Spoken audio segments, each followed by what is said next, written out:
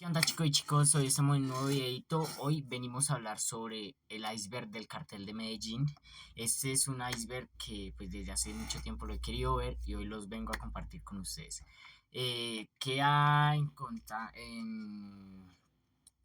conclusión que esto no es por seguimiento de contenido de abuso A a lo lo largo largo de de la la historia, historia, porque la verdad no queremos que después piensen otra cosa, ¿ok? Entonces, aviso importante. El siguiente contenido audiovisual con un objetivo de tener e informar no busca promover o justificar los comportamientos negociados. Se pide discreción al espectador.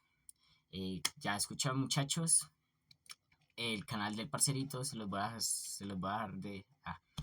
a estar dejando en los comentarios para que vayan y lo sigan y lo apoyen un resto.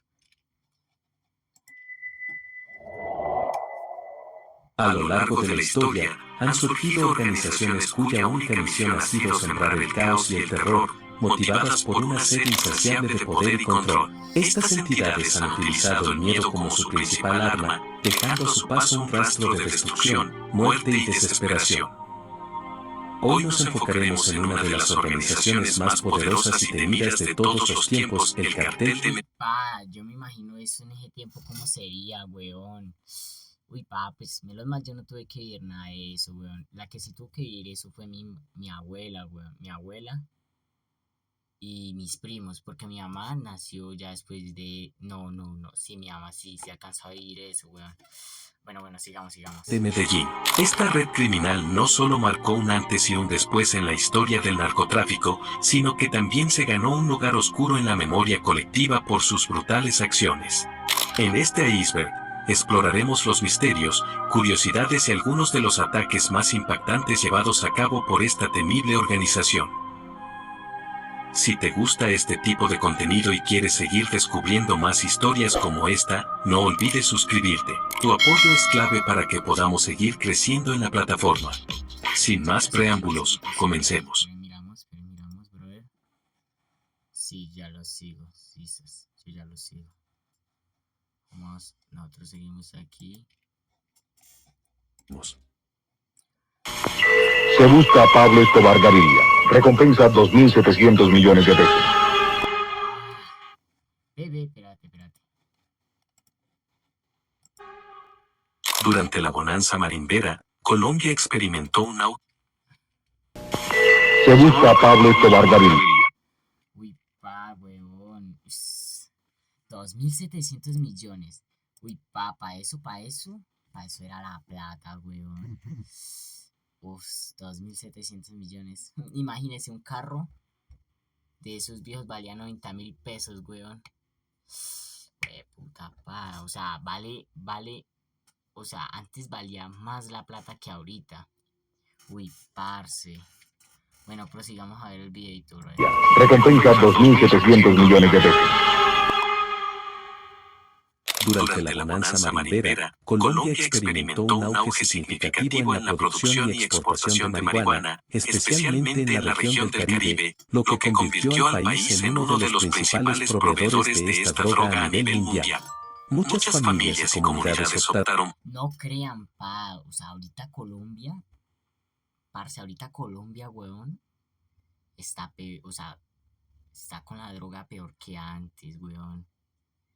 Si la gente si decía, si hayan matado a Pablo, weón, pues no es por justificar, weón, pero también, así lo hayan matado, pues a él, marica, siempre lo discriminaban porque él era el que transportaba. Pero ahorita está peor que antes, usted se pone a ver, weón, en cada esquina, papi, en cada esquina hay gente vendiendo, papi. Por cultivar cannabis en lugar de productos tradicionales como el café, lo que generó importantes ingresos económicos. A medida que la demanda internacional de cocaína también crecía, especialmente en Estados Unidos, los campesinos comenzaron a cultivar coca como una alternativa. Uy, papi, yo no sabía que los campesinos en eso también cultivaban, weón. No, pues, pues yo pensaba que pues, los narcos cogían y los contrataban a otros, pero campesinos, weón. Uy, pa. Uf, puta parce. Alternativa más rentable, lo que llevó al surgimiento de varias organizaciones inspiradas en el mal, que pretendían controlar la producción y distribución de esta droga a través de laboratorios clandestinos. Todo este contexto daría origen a uno de los carteles más peligrosos de la historia, dejando una huella de sangre que marcaría para siempre a Colombia. El cartel de Medellín se formó en la década de 1970, cuando un grupo pequeño de traficantes de drogas comenzaron a traer base de cocaína de Ecuador y Perú, que luego procesaban en la ciudad. Como era un negocio redondo, donde lo que invertías lo multiplicabas por 10, esto impulsó la ambición de Pablo Escobar y su primo Gustavo Gaviria, para consolidar su habilidad para organizar los negocios, uniéndose junto a otros narcotraficantes como los hermanos Ochoa en una red poderosa para la producción y distribución. Uy, papi, yo, yo escucho por todos lados esos nombres, pero eso yo nunca los llegué a, pues, a ver así en la serie. Pues solo conozco a los hermanos, se me olvidó, los de la serie, ¿no? Solo los que yo conozco de la serie son el primo Gaviria, el de él, los Motoa, quién más, Perro, los Motoa, el guerrillero ese que era, se me olvidó. Bueno, ahí en el suceso del video va a estar, yo creo que aparece, weón. Distribución de cocaína. Escobar innovó en técnicas de tráfico, utilizando aviones para el transporte y recurría a la violencia y la corrupción. Uy, papi, ¿cómo puede ser eso posible que ese perro, marica, ese piro, weón, para poder transportarse mandáis que la coca es que en las llantas o así transportaban avión y lo tiraban al mar para que lo recogieran allá, weón. Uy, perro, ese piro se las ingeniaba, perro. Ese piro. Para mantener el control, sobornando a funcionarios y eliminando a rivales. A medida que el cartel creció, se expandió internacionalmente, especialmente en Estados Unidos y Europa, convirtiéndose en uno de los más influyentes y temidos en la historia del narcotráfico. Incluso se dice que para esa época, el cartel de Medellín controlaba el 80% del negocio de la droga en Estados Unidos. Claro, papi, para eso entonces, weón, el cartel de Medellín, papi, ese era, o sea, literalmente era el que mandaba en el negocio del narcotráfico, pa, literal, weón. Pues, los otros que apenas estaban empezando, yo creo que Pablo decía, weón, yo creo que, bueno, ya ustedes se imaginarán qué diría él, pero qué piroñero, pero toda la de plata también. Gonzalo Gaviria, alias El León, fue una figura clave dentro del cartel de Medellín, aunque su nombre no alcanzó la notoriedad pública como los otros miembros. Su vínculo con el cartel estaba marcado por su cercanía familiar con Escobar y su participación en las operaciones logísticas financieras de la organización. Gonzalo se destacó por ser uno de los hombres de mayor confianza de Escobar y jugó un papel fundamental en la gestión de los bienes y las rutas de tráfico de drogas. Se encargaba del manejo de las finanzas y la coordinación de operaciones, lo que fortalecía la estructura del cartel de Medellín. Tras la muerte de Gonzalo Rodríguez Gacha, alias El Mexicano, en diciembre de 1989, Gaviria se convirtió en el segundo al mando del cartel, consolidando su posición dentro de la organización criminal. Sin embargo, falleció el 11 de agosto de 1990, cuando la Policía Nacional de Colombia, como parte de la Operación Apocalipsis Fase 2, tuvo un enfrentamiento con Gaviria en una casa en el barrio Laureles de Medellín. Durante el cruce. Uy, papi, usted se imagina usted estar ahí presenciando eso, weón, y que de la nada lleguen y le entren a la casa al man y comience la balacera, papi. Uf, puto, eso sería muy bestial, o sea, eso sería muy bestial. Cruce de disparos. Gaviria opuso resistencia y fue abatido.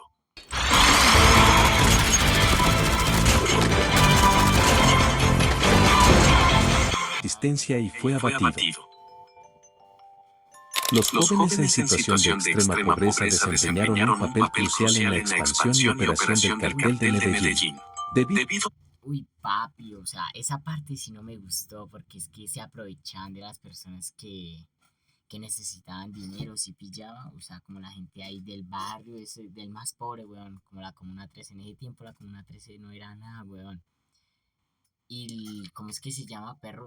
Y esto, o sea, sí, le dio casas a más de, o sea, más de 1000 personas en una comuna, que ahora, por ejemplo, se llama esto, la comuna de Pablo Escobar, si no estoy mal, ¿no? Si no estoy mal es que se llama así, pero perros, no, tampoco era para que los pusiera así, weón.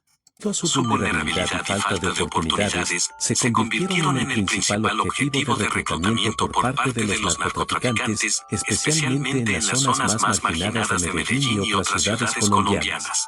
Escobar y sus socios aprovecharon la pobreza y desesperación de estos jóvenes, reclutándolos como sicarios, mulas y colaboradores en distintos niveles de la organización.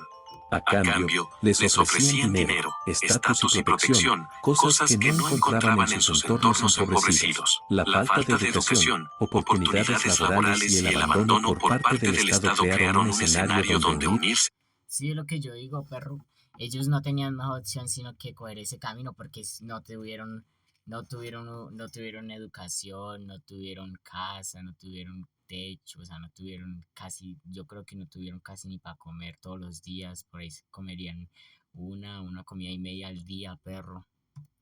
Eso es lo que digo, o sea, ellos pensaron en eso y sabe que dijeron, no, sabe que no tengo otra, me voy a meter en eso y ya, que sea lo que Dios quiera, papi.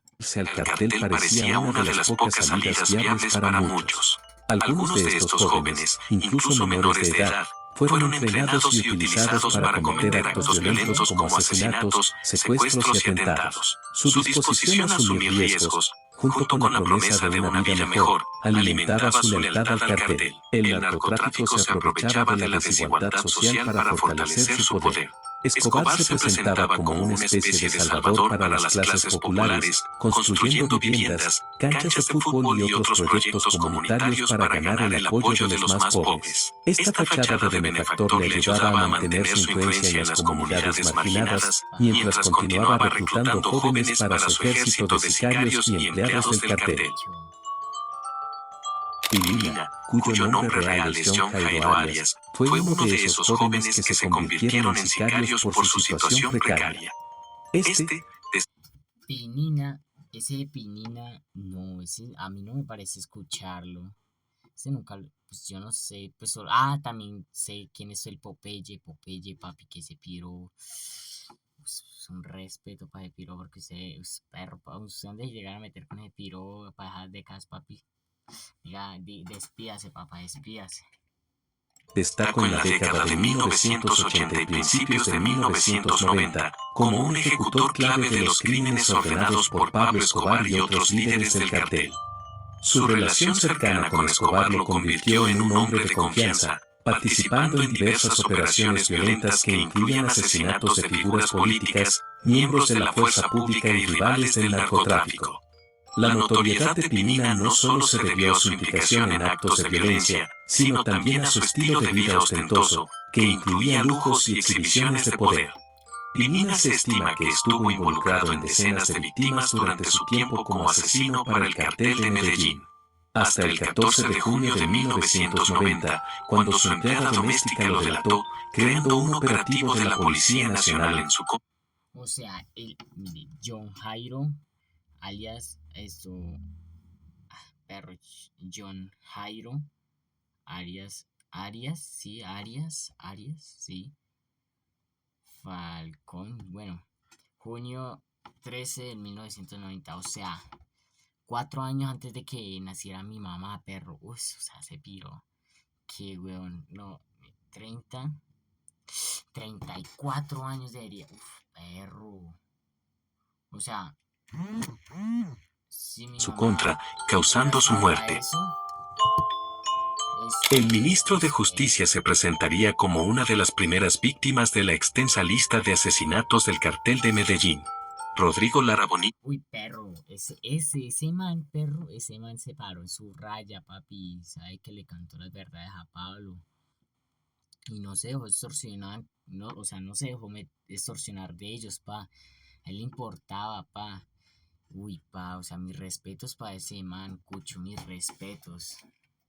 Bonilla y su familia comenzaron a recibir amenazas de la organización criminal. Estas amenazas fueron consecuencia de las contundentes acusaciones que Lara lanzó en contra de Escobar. Ante esta situación, el gobierno colombiano le ofreció un puesto diplomático como embajador en Checoslovaquia, un cargo que aceptó y del cual tomaría posesión el 12 de mayo de 1984, pocos días antes de su muerte. La noche del 30 de abril de 1984 quedó marcada en la historia de Colombia. Rodrigo Lara Bonilla fue asesinado a tiros por sicarios del cartel de Medellín. El ataque ocurrió cuando Lara viajaba en su automóvil, un Mercedes-Benz blanco. Sí, Cucho, eso es también lo otro. Uy, pa, o sea, eso le llegaron sin asco, papi, Uy, perro. Eso sí fue re duro, pa. O sea, mano. Pero bueno. Por la calle 127, al norte de Bogotá, donde vivía con su familia. Tras el atentado, fue trasladado a otro vehículo y llevado a la clínica Sayo, donde fue declarado muerto poco después de su llegada. Uy, weón. Se buscan Pablo Escobar Gaviria y Gonzalo Rodríguez Gacha. Los extraditables se refiere a un grupo de narcotraficantes colombianos que, durante la década de 1980, se opusieron firmemente a la extradición de sus colegas a Estados Unidos. Este grupo estaba compuesto principalmente por miembros del cartel de Medellín, que veían la extradición como una amenaza mortal para su libertad y sus negocios. En ese periodo, el narcotráfico se convirtió en un problema grave en Colombia. El gobierno colombiano, en colaboración con las autoridades estadounidenses, implementó políticas más agresivas para combatir el tráfico de drogas, incluida la firma de un tratado de extradición que permitía a Estados Unidos solicitar la entrega de narcotraficantes colombianos para ser juzgados en su territorio. Ante esta amenaza, el grupo de los extraditables, liderado por figuras como Pablo Escobar, Gonzalo Rodríguez Gacha y los hermanos Ochoa, respondió con una intensa campaña de violencia y terror. En 1989, declararon una guerra al Estado colombiano, llevando a cabo atentados terroristas, asesinatos y ataques contra funcionarios del gobierno, miembros de la justicia y cualquier persona que consideraran un obstáculo para sus operaciones.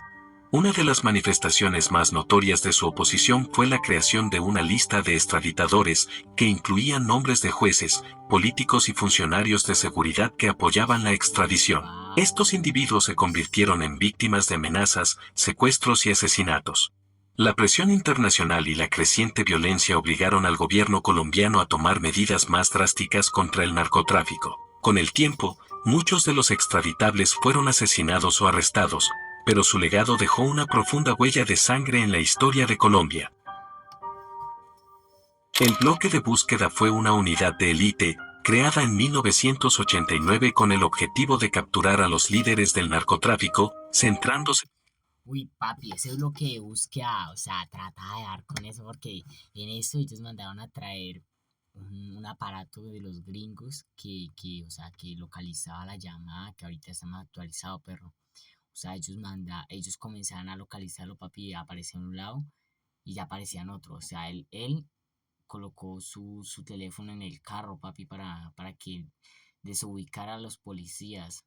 Ese piro tenía cero genio, Cucho. Ja, no crea que no, papi. Principalmente en los miembros del cartel de Medellín.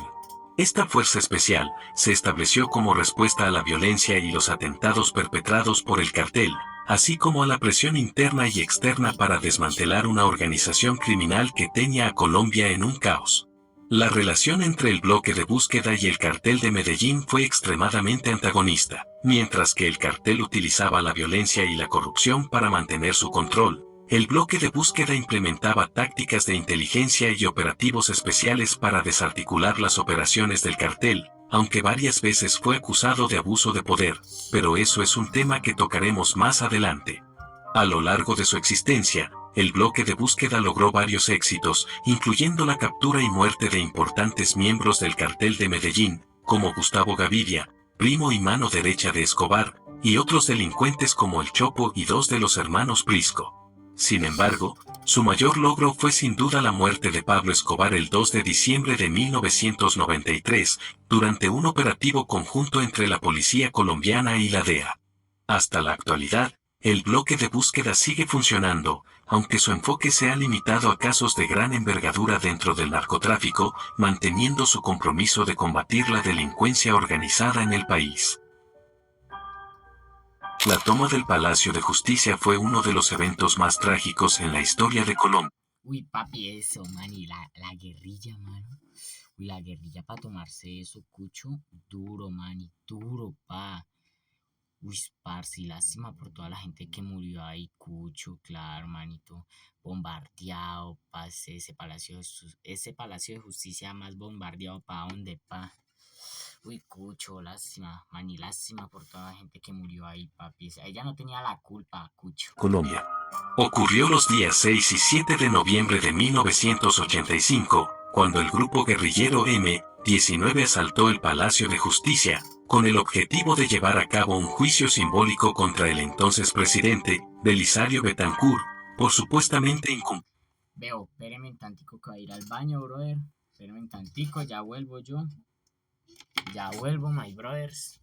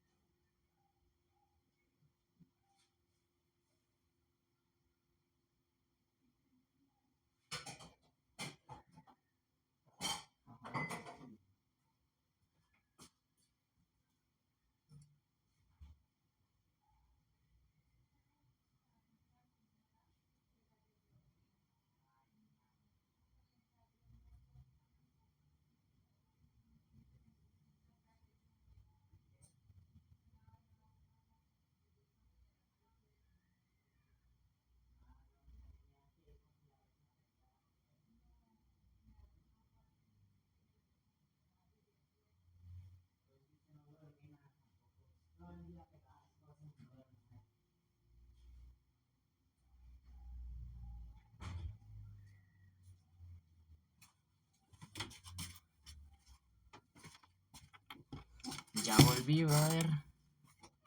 Seguimos con el videito, crack. Vamos a seguir. Incumplir sus acuerdos de paz. Unos 35 guerrilleros del M-19 ingresaron al edificio, tomando como rehenes a magistrados, funcionarios y empleados. En total, más de 300 personas estaban en el palacio al momento del ataque. Según los criminales, querían forzar al gobierno a rendir cuentas por sus acciones. El ejército colombiano lanzó una operación de retoma para liberar a los rehenes y neutralizar a los guerrilleros, pero la situación se volvió caótica y violenta, con enfrentamientos armados dentro del edificio que se prolongaron por más de 28 horas.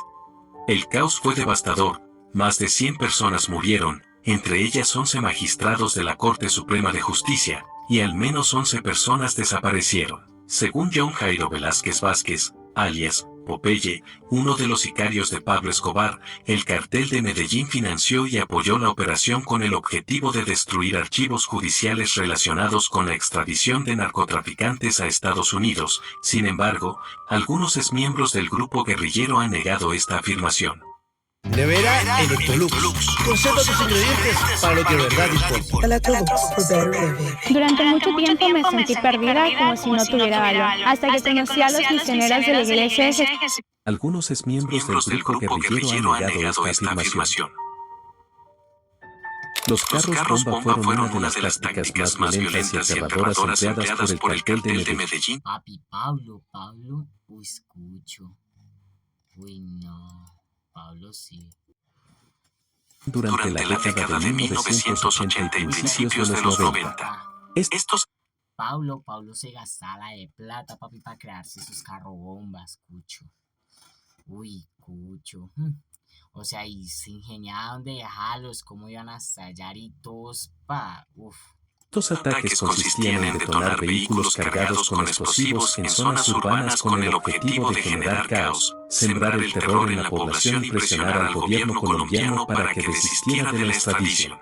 El uso de carros bomba alcanzó su punto máximo entre 1989 y 1993, durante la llamada narcoguerra o guerra del narcoterrorismo. Escobar y su cartel emplearon esta táctica para desafiar directamente al gobierno del presidente César Gaviria, quien apoyaba firmemente la extradición de los capos del narcotráfico. Estos ataques no solo provocaron numerosas víctimas, sino que también crearon un clima de miedo permanente en las principales ciudades de Colombia, impactando profundamente la vida diaria de la población. Se estima que más de 1.000 personas perdieron la vida a causa de este brutal método, sin contar los miles de heridos que dejaron este tipo de atentados.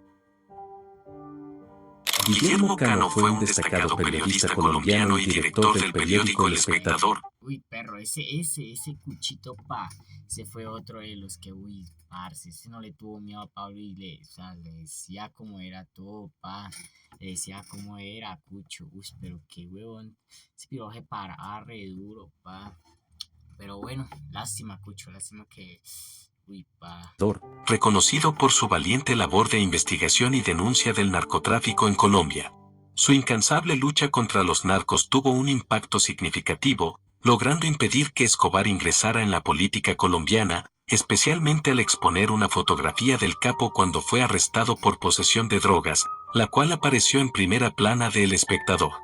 A medida que Cano intensificaba sus denuncias contra Escobar y sus aliados, estos comenzaron a verlo como una amenaza que debía ser eliminada. Su último editorial, titulado "Se le agó la fiesta a los criminales", en referencia a la reactivación de la extradición por parte del presidente Virgilio Barco, marcó su sentencia de muerte. El 17 de diciembre de 1986, Guillermo Cano fue asesinado poco después de las 19 horas, por dos sicarios del cartel de Medellín, quienes le dispararon frente a la sede de El Espectador. Su asesinato fue un duro golpe para el periodismo colombiano y evidenció los riesgos que enfrentaban aquellos que denunciaban al narcotráfico. A pesar de su trágica muerte, Cano dejó un legado de valentía y compromiso con la verdad, convirtiéndose en un símbolo de la lucha por la libertad de expresión. Claro, lo que yo digo, perros, o sea, todo el mundo lo quiere, perro, porque es que él fue como un héroe, pero qué chimba para que haya existido personas así, cucho. Qué chimba. Su memoria ha sido honrada en Medellín, donde se le erigió una estatua en reconocimiento a su lucha contra el mal. Se busca a Pablo Escobar Gaviria. Recompensa 2.700 millones de pesos. Luis Carlos Galán fue un destacado político colombiano y candidato presidencial, conocido por su firme lucha contra el narcotráfico y su propuesta de reforma del Estado. Uy, papi, ese es otro cucho que a donde hubiera llegado a ser presidente, papi. O sea, él iba a ser presidente, pero el error de él fue haberse ido a la conmemoración esa en Soacha, papi, que pailas. Allá, pailas, weón. Papi, donde él hubiera estado vivo, todo sería diferente, Literal, parce, literal. Se convirtió en un crítico importante del cartel de Medellín, abogando por políticas más estrictas para combatir el narcotráfico. En su campaña presidencial de 1989, Galán prometió desmantelar los cárteles de drogas y restablecer la autoridad del Estado en las regiones afectadas por este problema. Su creciente popularidad y determinación lo llevaron a ser considerado una amenaza para los intereses del cartel. En 1989, tras varias reuniones... Claro, parce, apenas, weón, apenas el piro comenzó a hablar de todo eso, esos piros se asustaron resto. Claro, papi, porque es que ellos ya sabían, ya predecían lo que iba a pasar si donde él hubiera llegado a ser presidente.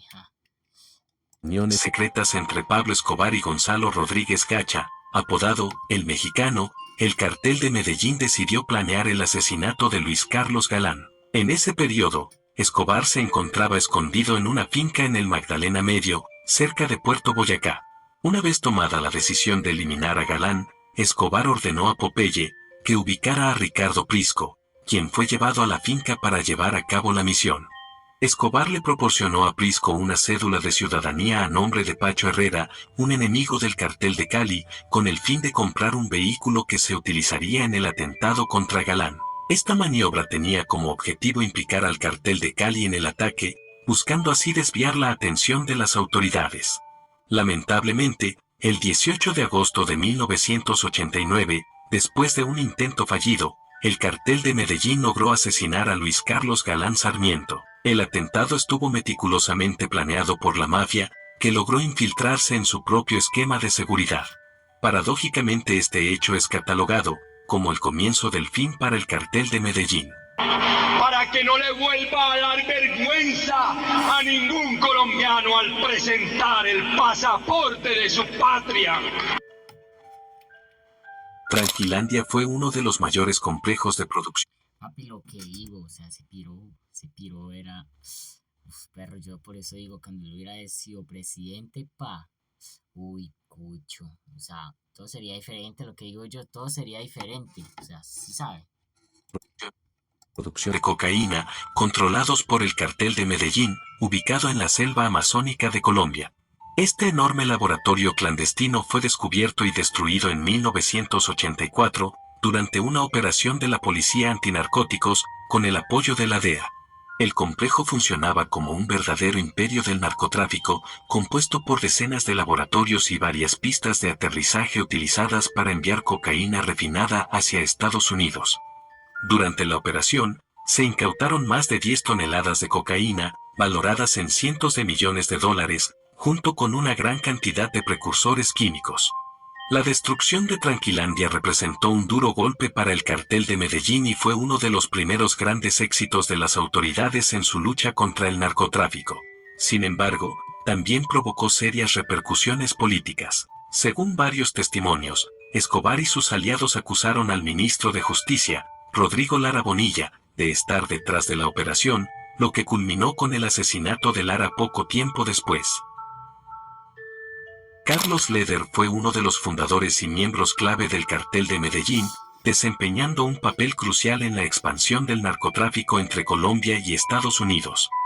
Fue pionero en establecer una sofisticada red de transporte de cocaína hacia suelo estadounidense, utilizando la isla de Norman's Cay, en las Bahamas, como centro de operaciones. Esta isla privada se convirtió en un punto estratégico para el aterrizaje de aviones cargados con oro blanco, que luego eran distribuidos en Estados Unidos, especialmente en Florida. Leder revolucionó el negocio al introducir la estrategia de transportar grandes cantidades de droga por vía aérea, lo que incrementó significativamente la eficiencia y rentabilidad de los envíos. Sin embargo, en 1987, fue capturado por las autoridades colombianas en una operación conjunta entre la policía y el ejército, lo que supuso un duro golpe para el cartel de Medellín. Lo que sorprendió de su captura fue la facilidad con la que se dio, algo inusual para un líder de su nivel.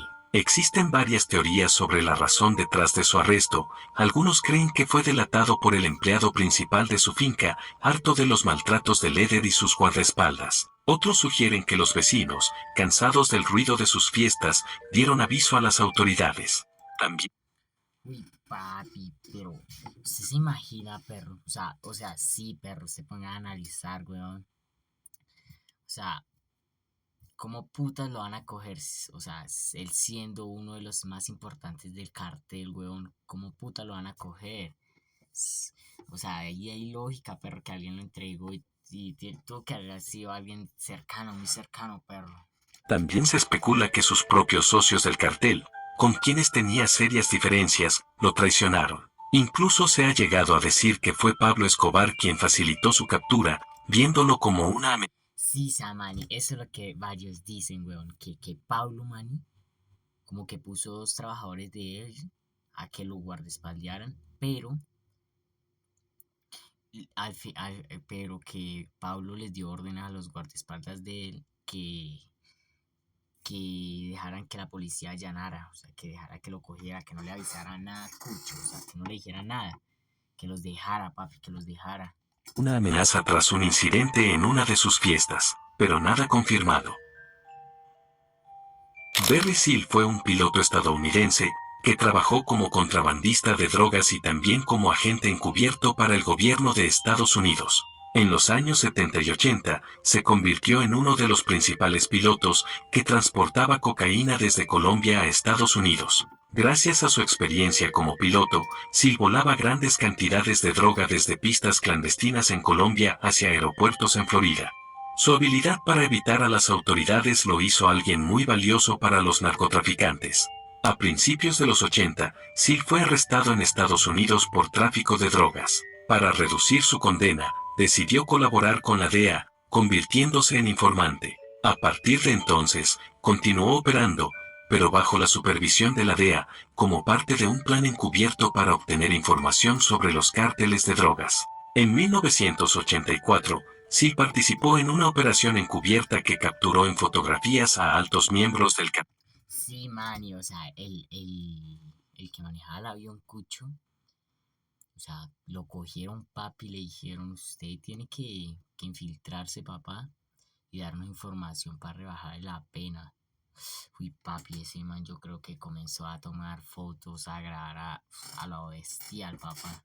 Del cartel de Medellín, incluido Pablo Escobar, cargando cocaína en su avión en Nicaragua. Estas imágenes fueron pruebas clave que demostraron la conexión entre los cárteles colombianos y el régimen sandinista de Nicaragua. Sin embargo, su cooperación con el gobierno estadounidense lo convirtió en un objetivo para el cartel de Medellín. En 1986, Barry Seal fue asesinado a tiros en Baton Rouge, Luisiana, por sicarios contratados por el cartel, en represalia por su traición y colaboración con las autoridades.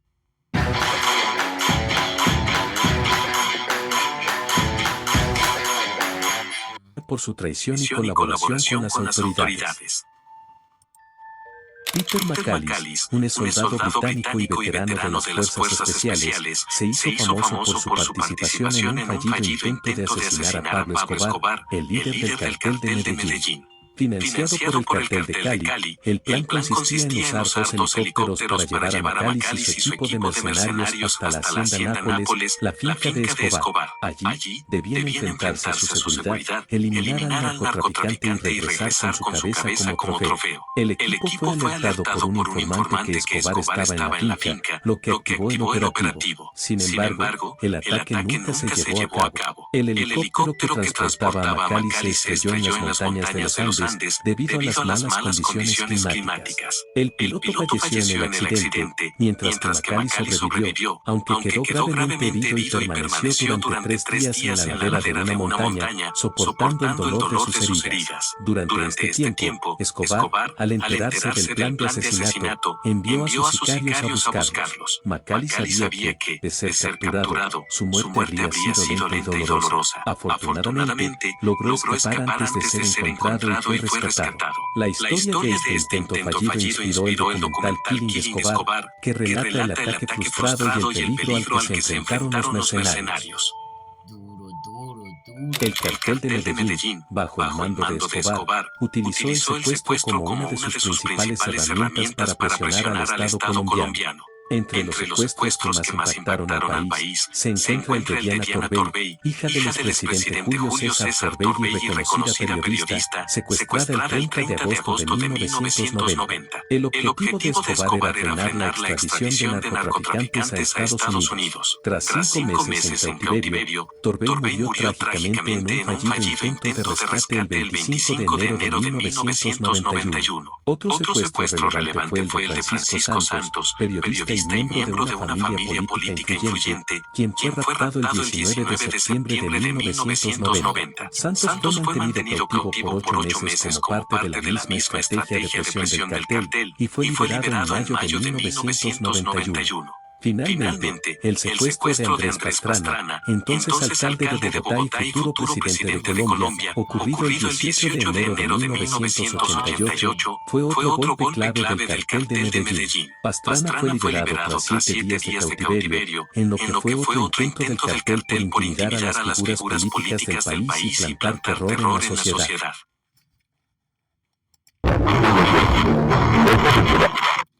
Veo Cucho cuando se le metió un papi a Andrés Pastrana, papá. Uy, pa.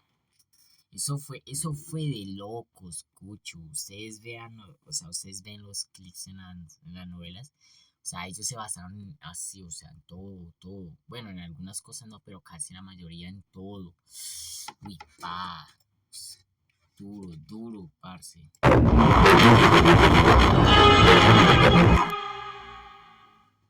Álvaro Ortega, reconocido árbitro del fútbol colombiano, fue asesinado el 15 de noviembre de 1989 en un crimen vinculado al cartel de Medellín.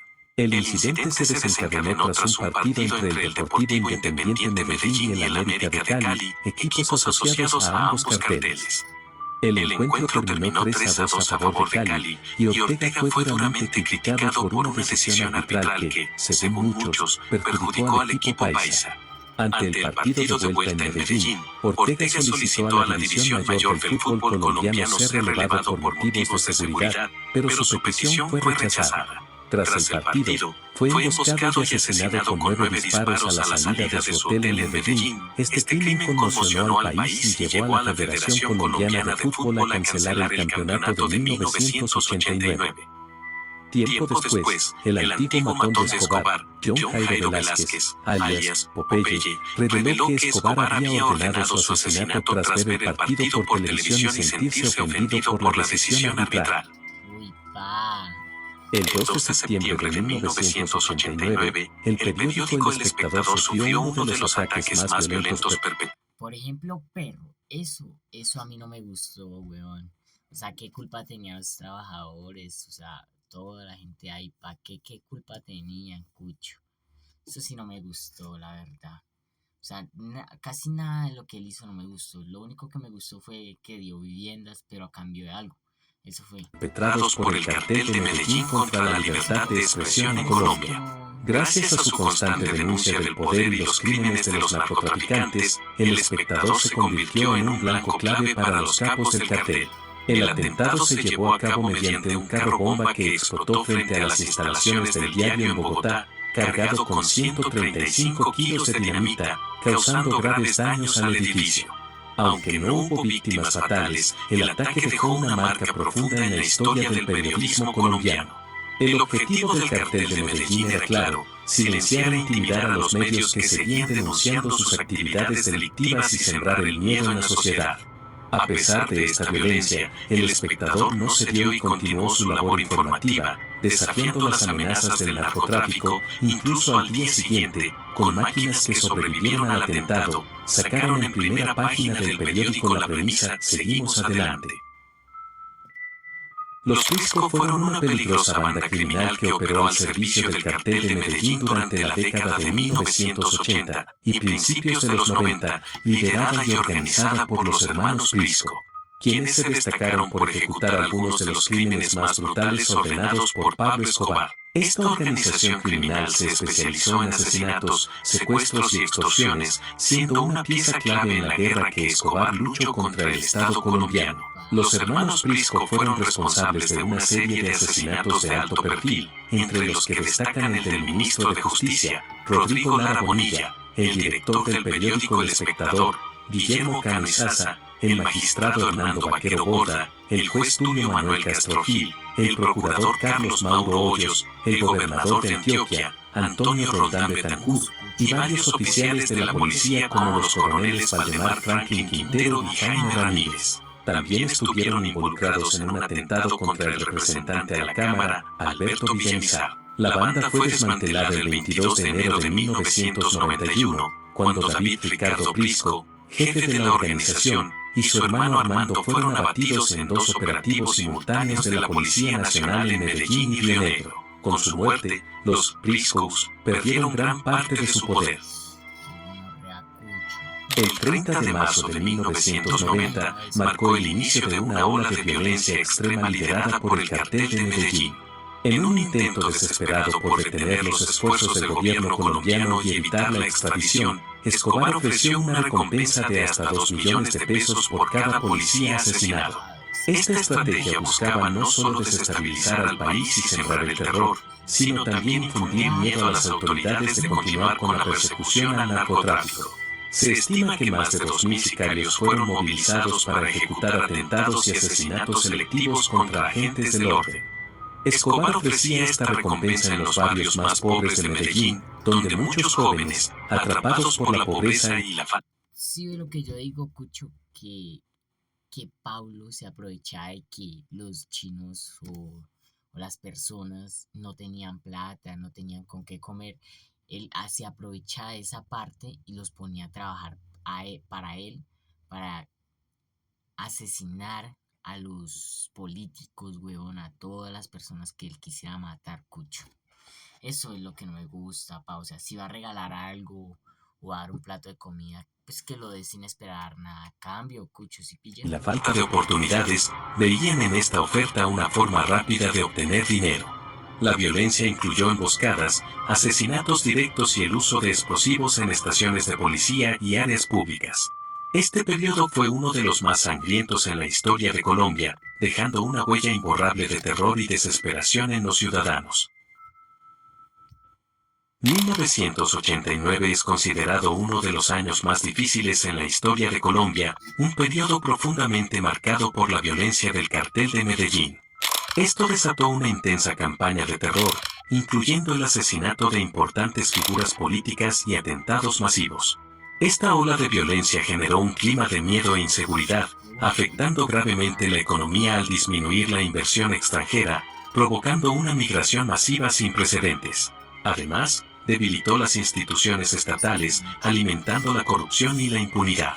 Un testigo expresó: sentíamos que el cartel de Medellín tenía contra las cuerdas al gobierno y que el Estado estaba en la disyuntiva entre ceder o que sigan los atentados. En este contexto, la periodista María Elvira Samper publicó un libro que documentó estos eventos, señalando que 1989 fue considerado el peor año en la historia de Colombia.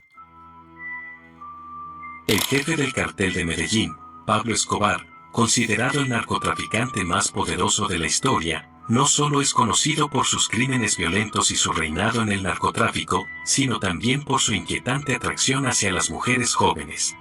Durante el auge del tráfico de drogas en Colombia, se registraron 3 días en los que aparecieron los cuerpos de 49 adolescentes asesinadas en diversas carreteras del país. Las autoridades colombianas determinaron que estas jóvenes habían tenido encuentros con Escobar, para después ser asesinadas por sicarios del cártel de Medellín, y silenciar cualquier posible amenaza a su imperio criminal. Una sobreviviente de esta tragedia reveló al periódico El Tiempo en 1991 que, a pesar de su naturaleza violenta, Escobar se mostraba amable y caballeroso durante sus encuentros. Sin embargo, la mayoría de las jóvenes no fueron tan afortunadas. La sobreviviente que logró escapar relató que muchas de sus amigas fueron asesinadas por haber escuchado información que no debían o simplemente por hablar. Si hablabas o delatabas, estabas muerta, explicó. El cartel de Medellín utilizaba a un grupo de jóvenes, llamados los señuelos, para seducir a adolescentes y llevarlas a destinos desconocidos, donde eran utilizadas como objetos de placer. Este grupo, a menudo, ofrecía dinero y promesas de protección para convencer a las chicas. De acuerdo con el periodista Germán Castro Caicedo, Escobar prefería a jóvenes de entre 14 a 17 años. A pesar del peligro, algunas chicas eran atraídas por la posibilidad de una vida mejor. Las investigaciones policiales revelaron que los 49 asesinatos se debieron, en parte, a la búsqueda de información sobre enemigos de Escobar, y en parte a un intento de eliminar posibles testigos después de que su ubicación fuera filtrada. Las muertas aparecieron en diferentes localidades de Medellín y sus alrededores, todas presentando signos de violencia extrema. Se busca a Pablo Emilio Escobar Gaviria, a quien suministra información que permita su captura. La masacre de la Hacienda Los Cocos, ocurrida el 21 de noviembre de 1988, fue uno de los episodios más sangrientos en la historia de las guerras en el narcotráfico colombiano. La hacienda, ubicada en Puerto Boyacá, fue escenario de un violento ataque orquestado por el cartel de Medellín, en colaboración con grupos paramilitares. El objetivo principal de la masacre era asesinar a Pacho Herrera, uno de los líderes del cartel de Cali, en un ataque directo. Durante el atentado, el grupo armado ingresó a la hacienda y asesinó a más de 20 personas, entre hombres, mujeres y niños. Muchos de ellos sufrieron demasiado antes de ser ejecutados. La masacre fue una respuesta al atentado con carro bomba perpetrado por el cartel de Cali el 13 de enero de 1988, contra el edificio Mónaco en Medellín, donde vivía Pablo Escobar y su familia. Aunque el ataque en la hacienda Los Cocos fue feroz, Pacho Herrera logró escapar ileso, evitando así convertirse en una de las víctimas. El atentado del 30 de enero de 1993, en Bogotá, fue otro devastador acto terrorista atribuido al cartel de Medellín. Utilizando un carro bomba cargado con 100 kilos de dinamita, el ataque se llevó a cabo en el barrio Veracruz, cerca de la Cámara del Comercio y otras instituciones gubernamentales. Este atentado resultó en la muerte de 25 personas y dejó alrededor de 70 heridos, convirtiéndose en el tercer ataque en la capital del país en menos de un mes. La explosión causó un cráter gigante y provocó grandes daños materiales, afectando a numerosos negocios y viviendas cercanas. En ese momento, Pablo Escobar, líder del cartel, se encontraba en el exilio y había enviado una carta al fiscal general de la nación, Gustavo de Grey, manifestando su decisión de retomar la lucha armada. Este ataque fue una forma de presión del cartel sobre el gobierno para forzar una negociación. Hola. Creo que la mayoría de ustedes ya me conoce. Mi nombre es David y soy uno de los fundadores. Sobre el gobierno para forzar una negociación. La masacre de Villatina ocurrió el 15 de noviembre de 1992 en Medellín, pocos meses después de la fuga de Escobar de la catedral. En el empobrecido barrio Villatina, un grupo de policías irrumpió y asesinó a 9 jóvenes, entre ellos 7 menores de edad, bajo la sospecha de estar vinculados al cartel de Medellín. Los jóvenes fueron ejecutados en un operativo represivo, sin pruebas que los implicaran en delitos, como parte de una supuesta limpieza social que algunos sectores de las fuerzas de seguridad impulsaban para combatir el narcotráfico de manera extrajudicial, ignorando los derechos humanos. El contexto de la masacre fue el recrudecimiento de la violencia tras la fuga de Escobar en julio de 1992, cuando el gobierno de César Gaviria reactivó el bloque de búsqueda para capturarlo. Ante la presión policial, el cartel de Medellín intensificó su campaña terrorista, asesinando a 30 policías entre septiembre y octubre de 1992. Los jóvenes de Villatina fueron perseguidos al ser considerados sicarios, especialmente tras la muerte de 2 agentes del F2, lo que desató la masacre. Según testigos, 12 hombres armados y enmascarados bajaron de vehículos sin placas, entraron a la tienda La Salada y asesinaron a las víctimas sin juicio alguno. Una de ellas, Joana Mazo Ramírez, de tan solo 8 años, fue asesinada junto a otros jóvenes cuyas edades oscilaban entre 15 y 22 años. Los policías responsables huyeron tras enfrentarse con una patrulla del Ejército Nacional y a pesar de las denuncias, el caso quedó impune.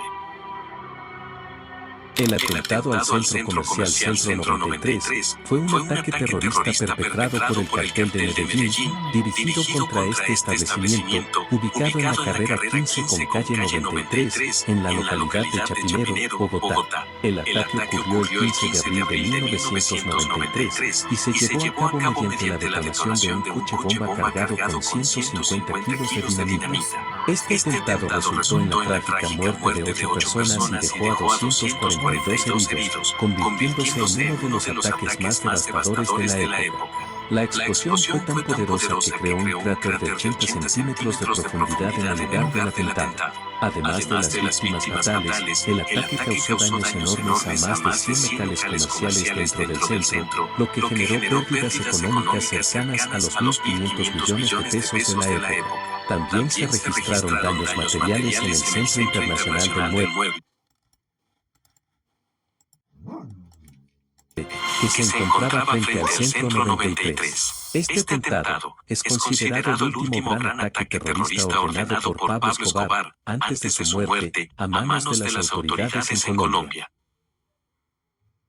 El atentado al edificio del Departamento Administrativo de Seguridad en Bogotá, ocurrido el 6 de diciembre de 1989, fue uno de los ataques más devastadores cometidos por el cartel de Medellín. El objetivo principal era asesinar al director del DAS, Miguel Alfredo Maza Márquez, quien lideraba la lucha contra el narcotráfico y se había convertido en una de las principales amenazas para Pablo Escobar.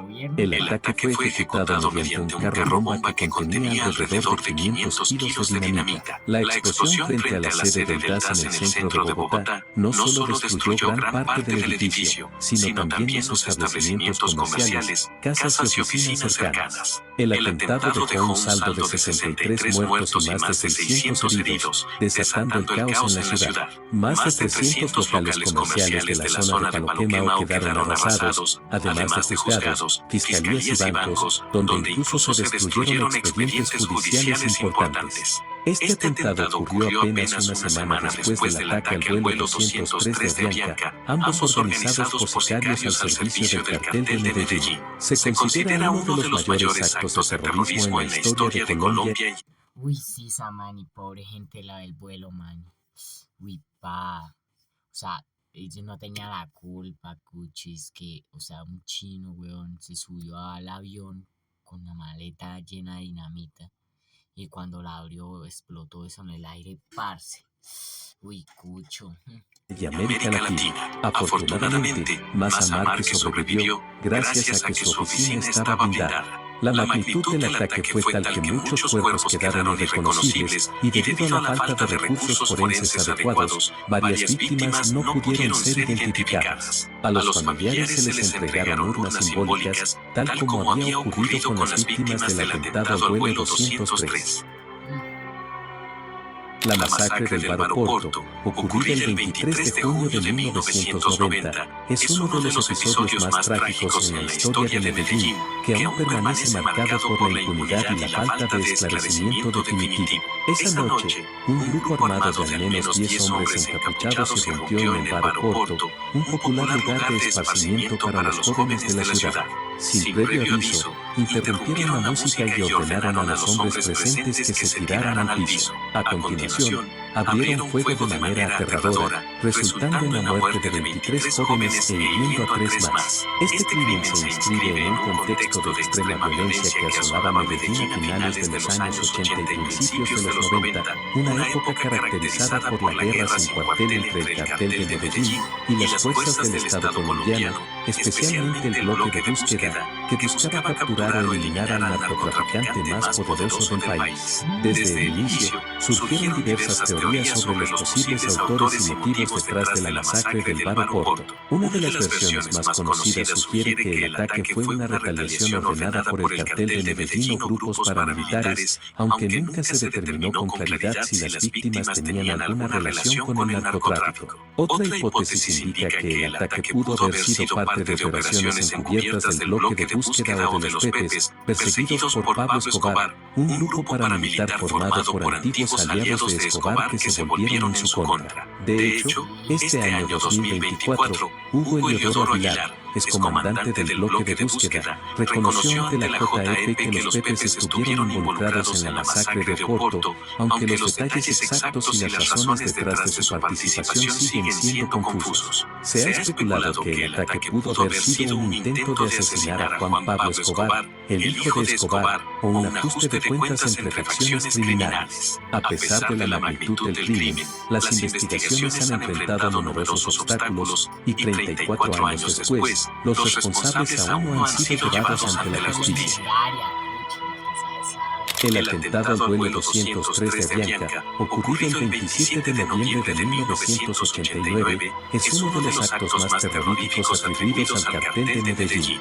Este ataque fue orquestado por Pablo Escobar como parte de su violenta campaña contra el Estado colombiano, específicamente para impedir la extradición de narcotraficantes a Estados Unidos. La bomba fue colocada en el avión por un hombre llamado Alberto Prieto, quien fue engañado para que llevara el explosivo sin saberlo, creyendo que estaba cumpliendo una misión de vigilancia. Poco después del despegue del vuelo, que partía de Bogotá con destino a Cali, la bomba explotó, causando la muerte de las 107 personas a bordo, incluidos pasajeros, tripulación y otras 3 en tierra. Entre las víctimas había hombres, mujeres y niños, todos civiles inocentes. Dandene Muñoz Mosquera, alias La Kika, fue acusado de ser quien organizó el atentado y, debido a la presencia de 2 ciudadanos estadounidenses y un alemán entre las víctimas, fue condenado a 10 cadenas perpetuas, aunque se ha declarado inocente en varias ocasiones. En el documental Las víctimas de Pablo Escobar, transmitido por Canal Capital, John Jairo Velázquez Vázquez, alias Popeye, afirmó que el cartel de Medellín recibió ayuda del Estado colombiano a través del Departamento Administrativo de Seguridad, DAS, y Carlos Castaño Gil, para realizar. Papi, ese piro del Popeye, pa. Uy, perro. Yo no sé, piro, cómo hacía para hacer todo eso, papi. Ese piro la analizaba las vueltas, pa. Uy, que Dios mío, cucho. Realizar el atentado. Esta versión fue corroborada también por Luis Hernando Gómez Bustamante, alias Rasguño, miembro del Cartel del Norte del Valle.